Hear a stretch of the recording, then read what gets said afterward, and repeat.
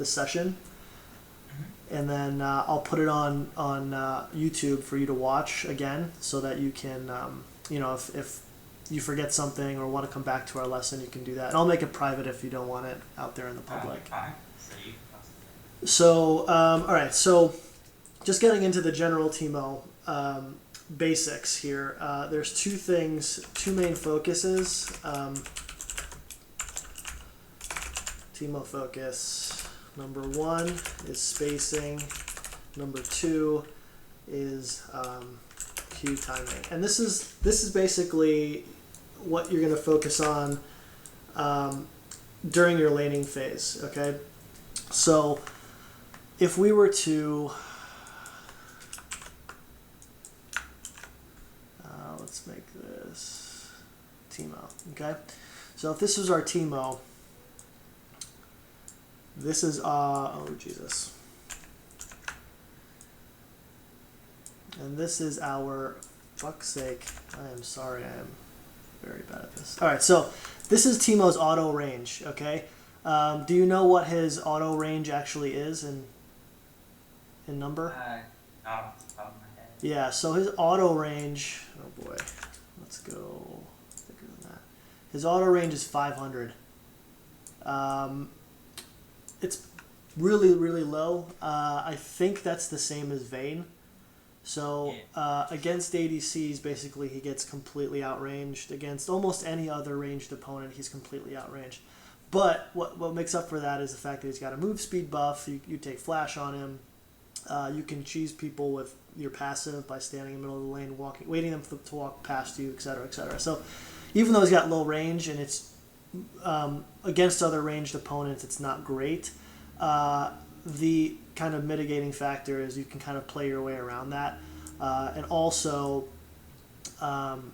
you've got the blind as well. So they can kite you if they play it right, but you should be able to, if you run straight at a target, and think about it this way, is like you're Teemo and I'm Caitlyn, right?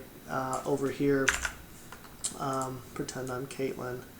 And I can auto you because like my zone would be like this, right? I mean, that's exaggerated, but as I auto you, right, you're going to be moving, let's take this color as blue. So you're going to be moving forward, right, as I auto you. So when I auto you, I'm standing still, but you're still moving forward, so I'm closing that gap, right? So if you can imagine, after maybe 2 or 3 autos, Teemo will be in this range here, and as soon as Teemo gets on Caitlyn, it's over, right? Like Caitlyn will die immediately because not only does Teemo have more damage than Caitlyn typically, the Q will mitigate all of her damage for about 2.5 seconds, which means she's basically worthless, right? Because ADCs are just auto-based champs for the most part. So that's kind of a long-winded way of saying it's effectively 500 range, but it's 500 true range, but effectively you can grow that range to be even further. Second point is his Q range. His Q range is actually a little bit longer, right? So his Q range is actually 580.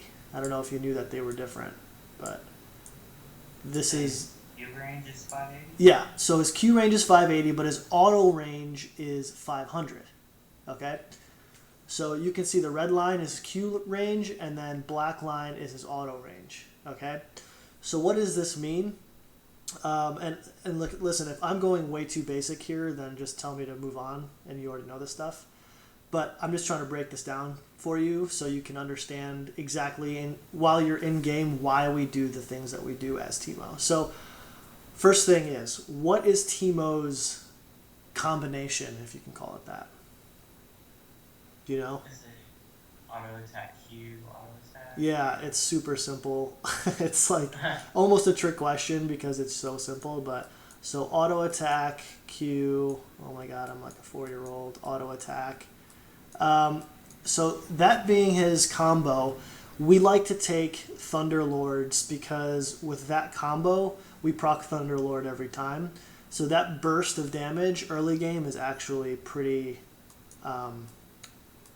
devastating against almost every champ, even tanks, because early game they're not super tanky unless they take a Doran shield. But either way, doing this combo, auto Q auto, proccing the Thunderlord, will be our bread and butter combo to winning games. So I'm sorry, go ahead. Sorry, I had a quick question. Yeah, go ahead. Anytime. So you would never take like fervor? No, you would. Okay, so I'm going to say our bread and butter is Thunderlord, but we'll get into the building in just a bit. Okay. I just want to tell you the reason that we take Thunderlord is because this auto Q auto procs it, and it's together a really devastating combo. So yes, I think the two. I'll just put it up here. Put this back to 11. So 2 kits are Thunderlord and Fervor. So those are basically the only two we're ever going to take, is Thunderlord and Fervor. For obvious reasons, Fervor is for auto on-hit based builds, and Thunderlord's for your AP based builds. And we're going to let the other team decide which way we go. I think that's probably the best way to play Teemo, in my opinion, is to have both kits ready and in the back pocket, and then depending on how the team drafts, other team drafts, is before the game even starts, you're going to say, okay, I'm going to take my Thunderlords, Runes and Masteries, or my Fervor, Runes and Masteries, and then play the game accordingly, right? And we'll get into exactly why in just a bit. I hate to keep saying, we'll get into it, but I think we should start kind of with the basics, just so we can kind of seamlessly move into things like itemization and build path. So first things first, I just want to get your real basic laning phase down, and that starts with spacing and queue timing. So with the spacing element, I do want to say, pretend like I'm a Trundle. Not a Trundle because it's the same letter, but say you're a Jace. I'm a Jace. Oh, fuck. Actually, that's a bad example because he's ranged. Let's just say you're a Malphite, right? I'm playing Malphite, you're playing Teemo, okay? So Malphite's actually an auto-based champ, right? So his auto range is like that, right? So as a ranged champ, you need to abuse the shit out of the fact that he can't do anything but use mana to Q you, right? So what you want to do is make sure that when Malphite has his 6 minions, okay, and you have your 6 minions, okay, you make sure you stay outside of his Q range. So this is the blue line is his auto range, and let's just, for simplicity's sake, let's actually just draw these out. But so this is his auto range, and then this is his Q range. Okay. Right? So it's pretty simple, but basically what you want to do as Teemo is pretty much dance around here, okay? So this is the top lane, right? Our minions are dying, you're last hitting, but you're just constantly dancing in his range. If he starts to move this way, then you start to dance away, right? And if he moves back, you start to dance back forward. Does that make sense? I was basically just scribbling on the screen, but that just kind of makes, you're dancing back and forth right outside of his range. If he tries to get into range, you're just going to move, you're going to match him, right? And you're just going to keep that range so he can never ever auto attack you or never ever Q you. Now, what you want to keep in mind, and this is true for all champs, this isn't just true for Teemo, this is true for all champs in all lanes that are for ADCs, mids, and for tops. The main thing, this is called the trading stance, and what it is you're watching his minions, right? But you're also watching your own, right? You're watching your own's health.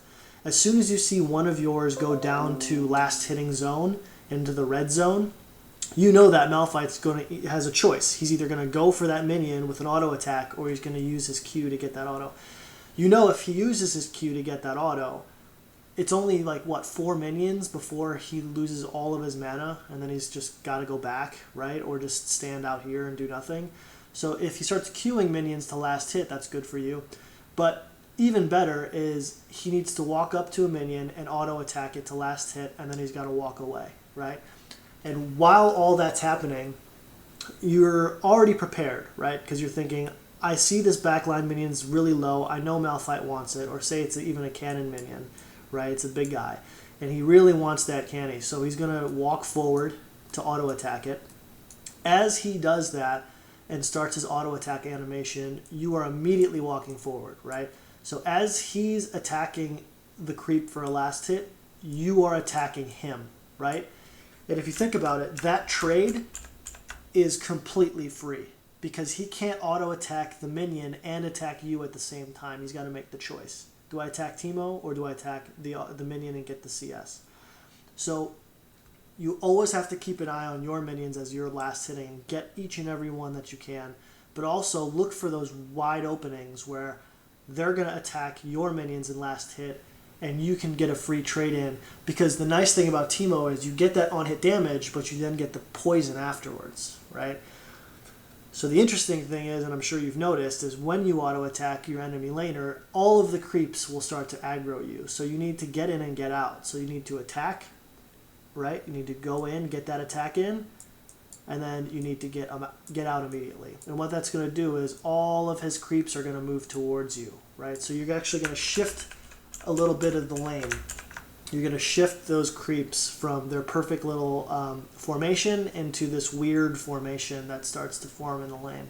And I'm sure you know what I'm talking about because you've played Teemo games before, as like the perfect little like lane starts to really devolve into this weird mess where like he's got a couple of creeps back here now and like one still back here because it never aggroed you. Do you know what I mean?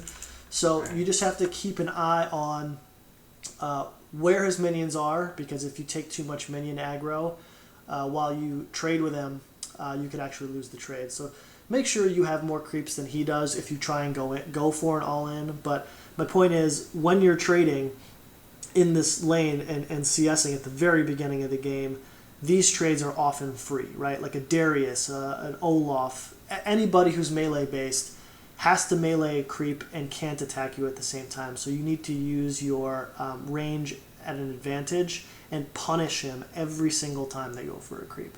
Because our goal is to do really one thing, right? And it's to snowball. So if we, let's make this a black bar. Okay, so if we go ahead and assume this is their health bar, right? And it's full. It's all the way green, right? What we want to do is the first creep they get, we auto queue. So the reason I drew these lines out are, what you want to do is make sure that Malphite, when you go in for a trade, you're not just in the Q range and you're just using your mana to Q. You want to make sure that Malphite is right here.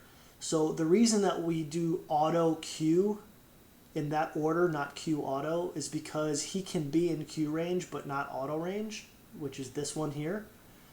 But he can't be in auto range but not Q range. So as soon as he's in auto range and we can get an auto attack off, we're guaranteed a Q even if he's running away. Does that make sense? Right. So,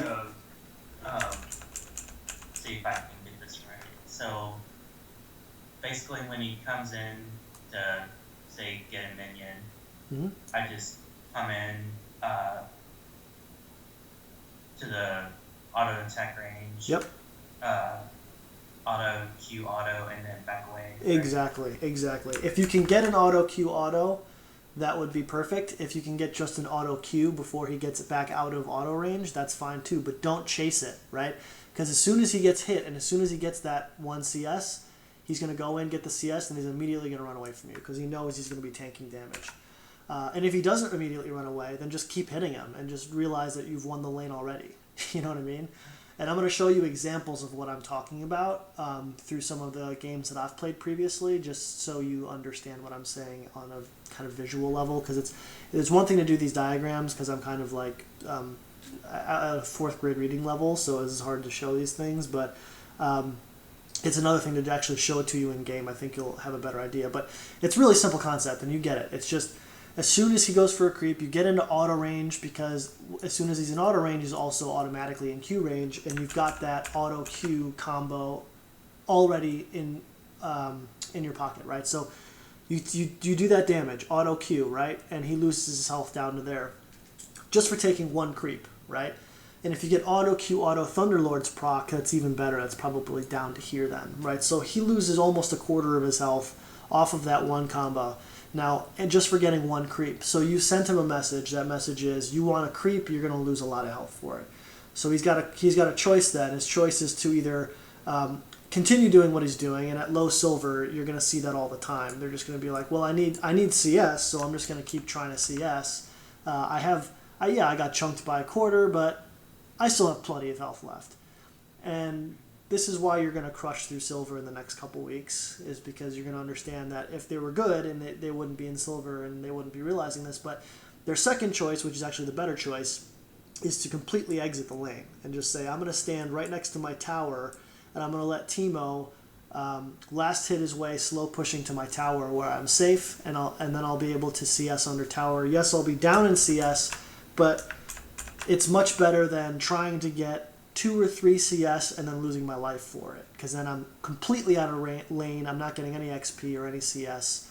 These are the things that Platinum Plus players understand, is that at the early game, you automatically lose in some matchups. So the best bet is to just stay in XP range, give up every minion that you have to, so that the wave gets pushed back to their tower, and then they can set up either a gank, or that they can safely farm under tower, or more safely farm under tower. So there's that. So going back to our example, this is the auto Q. This is auto Q, auto Thunderlord, and then we're back to last hitting, kind of zoning, waiting. Say he goes back in, we chunk him back down to here on the next trade, chunk him back down to here on the next trade, and then this is probably the red zone. I'll call it like 1/4 to 1/5 health.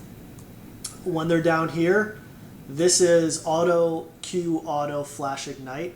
So the full combo is, so Flash to Ignite to auto attack, Q, auto attack, Thunderlords. Okay, so Thunderlords if it's up, if it's not, it's whatever, but Flash Ignite auto Q auto does such a disgusting amount of damage, even to the tanks of the game. You'll just have to learn this as you play more Teemo, as to what each and every single champ's kill range is. It's kind of what we call damage foresight.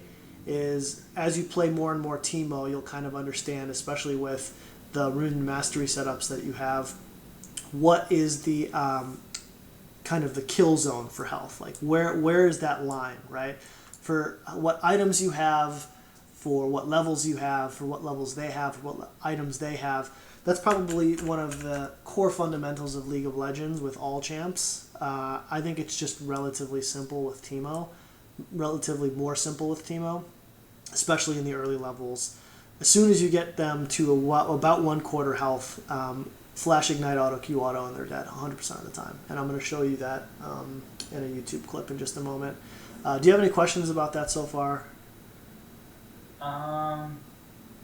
Say no. What if they're like about that health, and then but they're close to their tower? Do you just wait until they? Yes. So what I'm going to do now is I'm going to open. Son of a bitch. Okay, so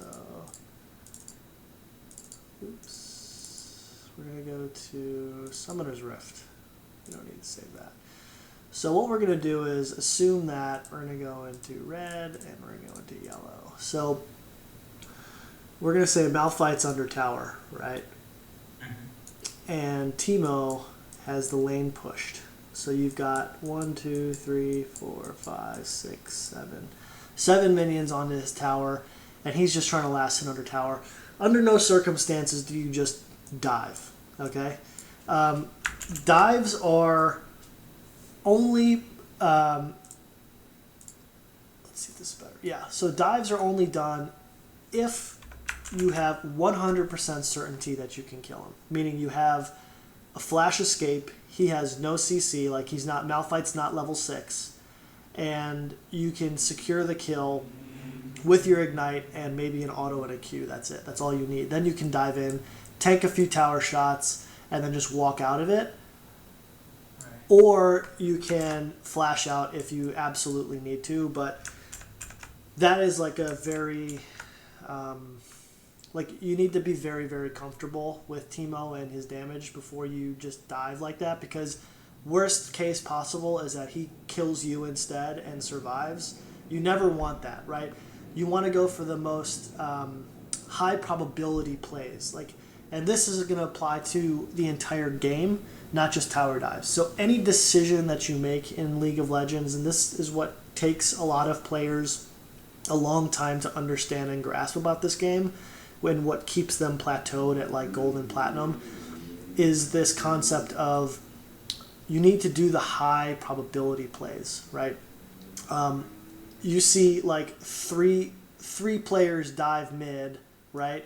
And they barely get the kill off on the mid laner, and they're all super low, right? Like the high probability play, and you've just killed Malphite, the high probability play is to take this tower, then take this tower, right? Not to go running all the way down here for the potential of a triple kill, right?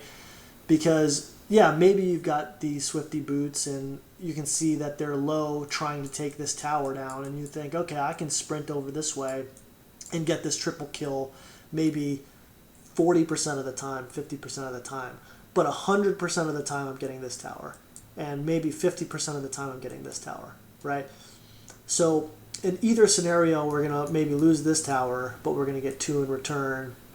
Or a lower chance scenario of us getting that mid triple kill. And if we don't get that triple kill, which happens maybe 50-60% of the time, what we've done is not gotten this tower, and we've wasted a lot of time.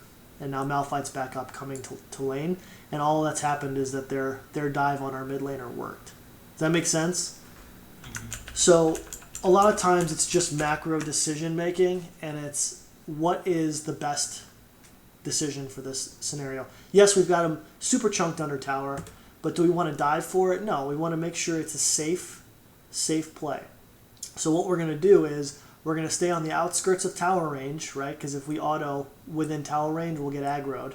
So we want to stay on the outskirts of tower range, and since he's a melee champ, we're always just dancing outside. And a fun thing I like to do is literally just hit the S key right outside of the tower range and go into stealth. Because they can see you, and it like pretty much taunts them. And this is like part of Cancer Teemo, where like it's almost a bait that they can't. It's like a taunt that they can't do anything about, because if they step forward, they die. So it's so tilt-inducing, and I love it. So I would highly suggest you start doing that. Is hit the stop button outside of tower range, but within vision range. A lot of times, especially in silver, they'll be like, I see you, I'm going to punch you, right? And then you can you come out of stealth, you've got the auto attack speed buff, you're guaranteed auto Q auto, and then you can either just ignite auto Q auto and just spam control 4 laugh while you walk away, or you can just honestly just wait until he goes to auto attack a minion, and then you can go into the range, get the auto Q, and then walk immediately outside of range, and you can do that without taking a single tower shot. And so what you're trying to do is poke him down into that health range where you can just simply walk up to the tower, auto ignite, walk outside of tower range, and have the kill, right? So tower dives with Teemo are simply just a whittle down process, okay? You stand outside of range, poke, get in, poke, get out, right? Wait till 4.5 seconds are done and the poison's gone. Do it again, right? Do it again. And all the while, he's either missing CS or taking damage to get the CS. So at some point in time, no matter what, we will have him within kill range. Does that make sense? Yeah. Okay. And this is the beauty of Teemo. Like, it's not... Okay, so mechanically, he's simple as shit, right? He's the simplest game in the champ. That's why people flame him so much. Flame Teemo players so much.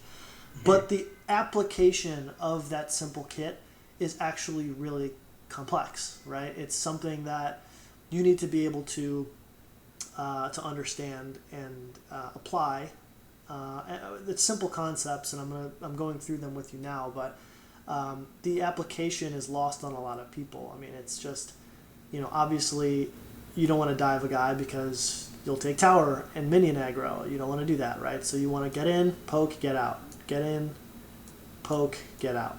Just over and over and over. It's a game of patience with Teemo. You just got to be a super patient player, okay? So what I'm going to do now is I'm going to open up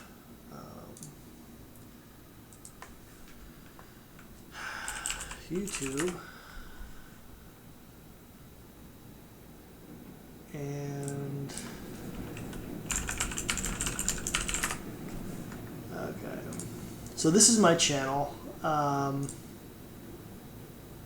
This is where I'm going to be posting this lesson that we talk about. Here, I'm going to put this in the chat. Okay, so I just sent you a link in the chat. So this is all the lessons I've done before in case you want to see how other people learned, and then I've got a few gameplays that I post. What I want to do right now is just show you a couple of laning phases. Give me 1 second, I'm just trying to figure out which one. Alright, Darius came too. So a pretty standard pick in the Teemo, although I don't know why, is Darius. We shit all over Darius's, okay? So I'm gonna mute. Alright, so can you see this full screen? Yeah. Okay. Alright, so